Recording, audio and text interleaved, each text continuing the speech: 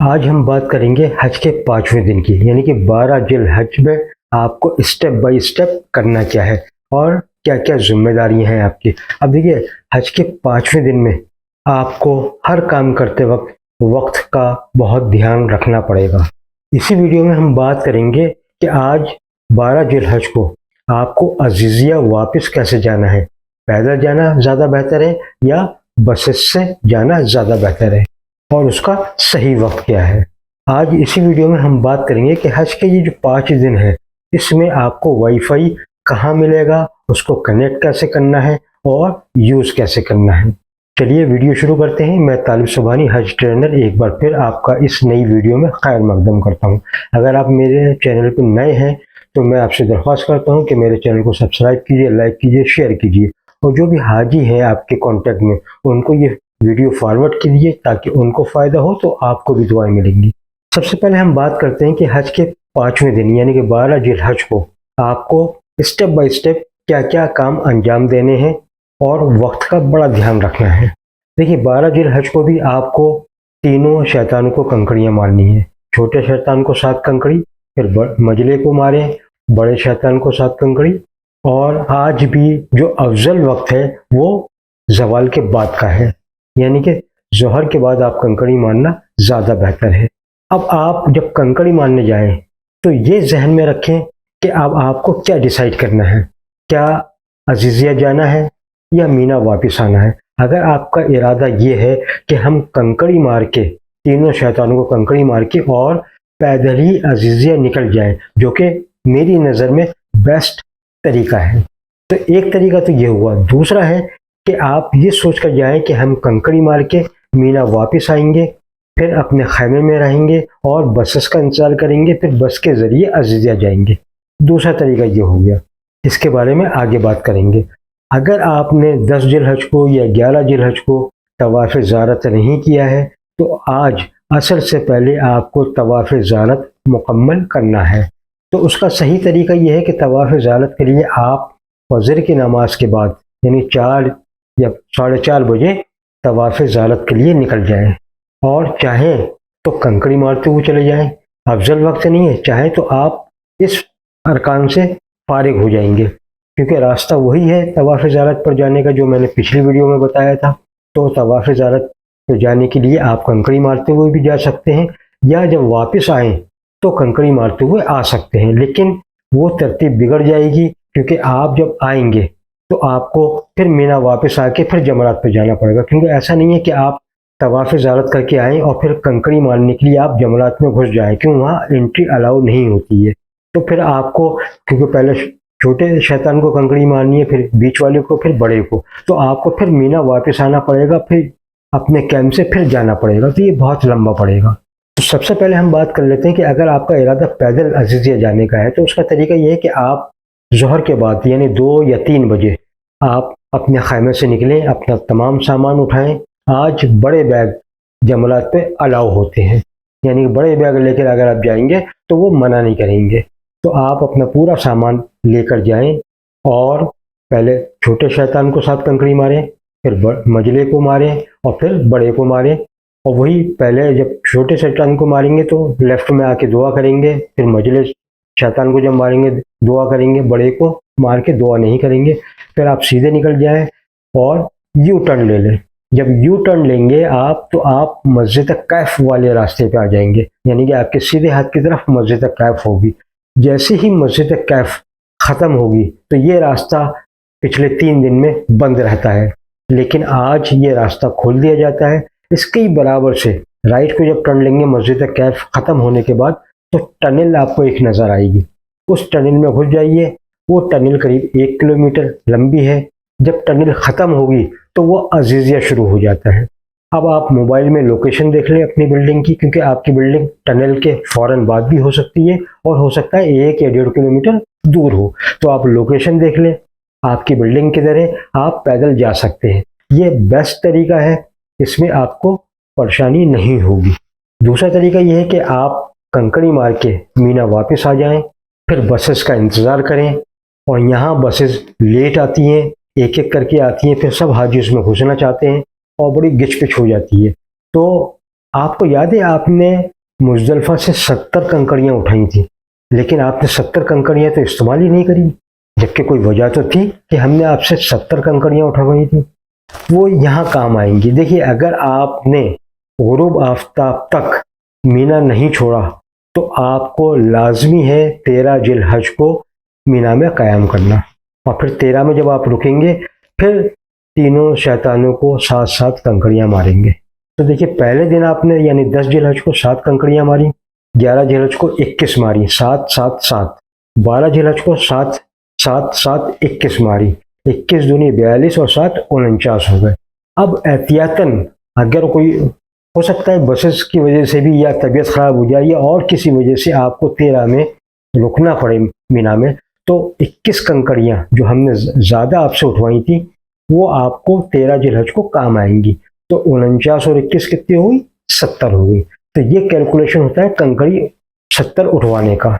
तो आप बसों का इंतज़ार करें। बसें अगर लेट आई, अगर गुरूब आफ्ताब हो गया मीना में, तो फिर आपको लाजमी है मीना में क़याम करना। इसमें कोई कोताही नहीं है कि हम चले जाएं और ये मॉर्निंग की वजह से लेट हुआ, नहीं। फिर आप पाबंद हैं 13 जिलहज को मीना में क़याम करने के। फिर आप तीनों शैतानों को कंकड़ी मार के 13 में और वहीं से अजीज़े निकल जा सकते हैं।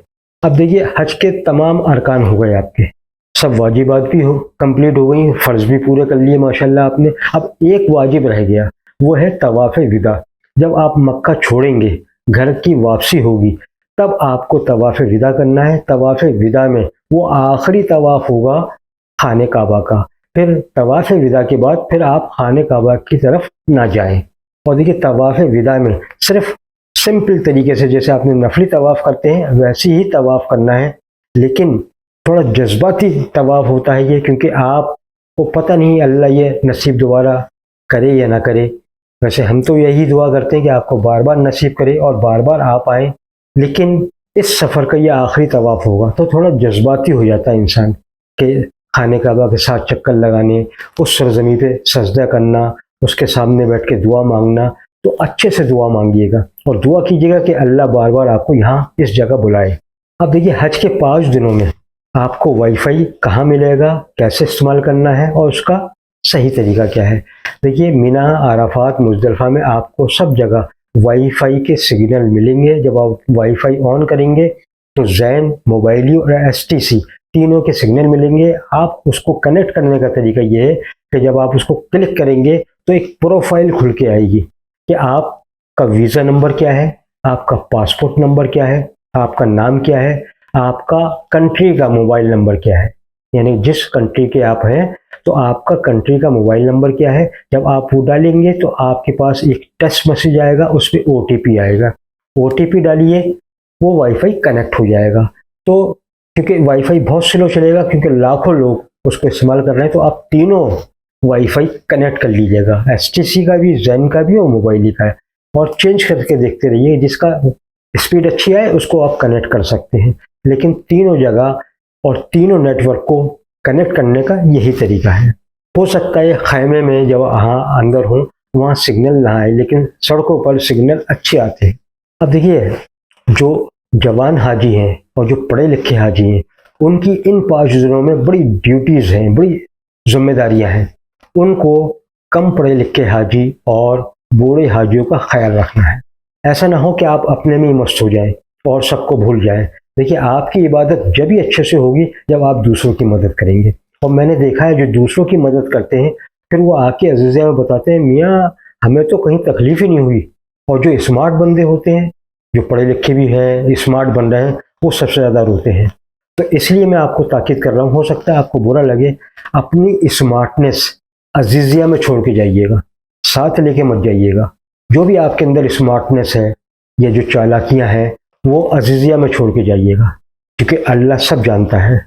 अगर आपने अपना अपना हज किया और दूसरों को निगलेक्ट किया, अवॉइड किया, तो आप परेशानी में पड़ सकते हैं।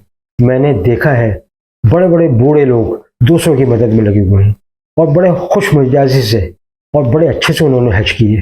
तो हज सेल्फिशनेस का नाम नहीं है, हज दूसरों की मदद का नाम है। जितनी आप मदद करेंगे दूसरों की, आपका हज उतना ही आसान होगा, आपका सफ़र उतना ही आसान होगा और 3 चीज़ों का दामन आपको नहीं छोड़ना है। एक सब्र, गुस्सा बहुत आएगा, शैतान बहुत बड़बड़ाएगा। आप देखेंगे मीना में घुसते ही वो लोग गालियाँ बकेंगे एक दूसरे को, तो सब्र का दामन नहीं छोड़ना है। अच्छे अखलाक आपको यहाँ दिखाने हैं और दिल में यकीन कि हम अल्लाह को राज़ी करके लौटेंगे। ये 5 दिन आपकी ज़िंदगी में हम यही दुआ करते हैं बार बार आए, लेकिन ये दिन पता नहीं आए या ना आए। इन दिनों का सही से इस्तेमाल करना है, इबादत में लगाना है, अल्लाह को राज़ी करना है। लड़ने नहीं जा रहे हैं आप, खाना खाने नहीं जा रहे हैं, सोने नहीं जा रहे हैं। इन 5 दिनों में कम सोना है, कम खाना है और कम बातें करनी है। और इन पूरे 5 दिनों में आपके मौलिम को जो भी गाइडलाइन है उसको फॉलो करना है। अगर मौलिम से आपने झगड़े किए, उसके वर्कर से झगड़े किए, तो आप परेशानी में पड़ सकते हैं। इसलिए हर वो काम करिएगा जो अल्लाह ने बताया है, लेकिन जिसको मना किया गया है अल्लाह ने भी मना किया है, आपके उलमाओं ने भी मना किया है, सऊदी गवर्नमेंट भी मना करती है, मौलिम के लोग भी मना करेंगे, हम भी मना करते हैं।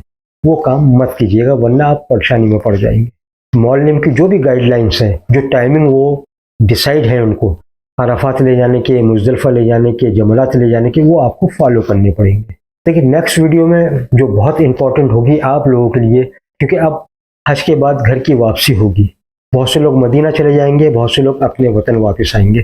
तो सामान की पैकिंग कैसे करनी है लौटते वक्त, और आपका सामान कितने घंटे पहले ले लिया जाएगा और उसका तरीका क्या होता है, और आपका सामान कहीं ना खुले वो मैं तरतीब बताऊंगा आपको, वो स्टेप बाय स्टेप हर चीज़ में बताऊंगा। तो नेक्स्ट वीडियो जो होगा वो बहुत इंपॉर्टेंट होगा।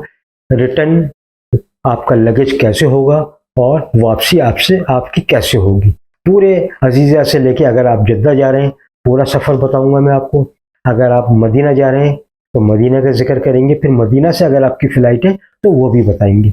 लेकिन आप मुझसे कनेक्ट रहिए, मेरे चैनल को सब्सक्राइब कीजिए, लाइक कीजिए, शेयर कीजिए। अगर आपको लगता है कि मैं हर छोटी छोटी चीज़ कवर कर रहा हूँ, आपको बता रहा हूँ ताकि आपको परेशानी ना हो, तो मेरा हक बनता है कि फिर मैं आपसे दरख्वास्त करूँ कि मेरे चैनल को सब्सक्राइब कीजिए और लाइक ज़्यादा कीजिए और सबसे ज़्यादा शेयर कीजिए। तो हम दुआ करते हैं आखिर में, जो हाजी हजरात हज के लिए निकल रहे हैं, आपको एक दिन बाद निकलना है, तो आपके पूरे हज के सफ़र को अल्लाह आसानियाँ पैदा कर दे, एक एक कदम पे आसानियाँ पैदा कर दे, आपकी एक एक दुआओं को अपनी बारगाह में कबूल फरमा ले और आपके हज को कबूल फरमा ले, और आज अल्लाह आपसे अच्छे से राज़ी हो जाए, आपकी दुआओं को अपनी बारगाह में कबूल फरमा ले। जो महरूम है अभी तक अल्लाह के घर के, अल्लाह उनको भी जल्द से जल्द दीदार नसीब फरमा। और इन हज के 5 दिनों में मैं तालिब सुबहानी आपसे दरख्वास्त करता हूँ, मुझको भी याद रखिएगा। अगर लगता है कि मैंने हक अदा कर दिया आपको सही इन्फॉर्मेशन देकर, तो फिर मेरा हक बनता है कि मैं आपसे कहूँ कि मुझे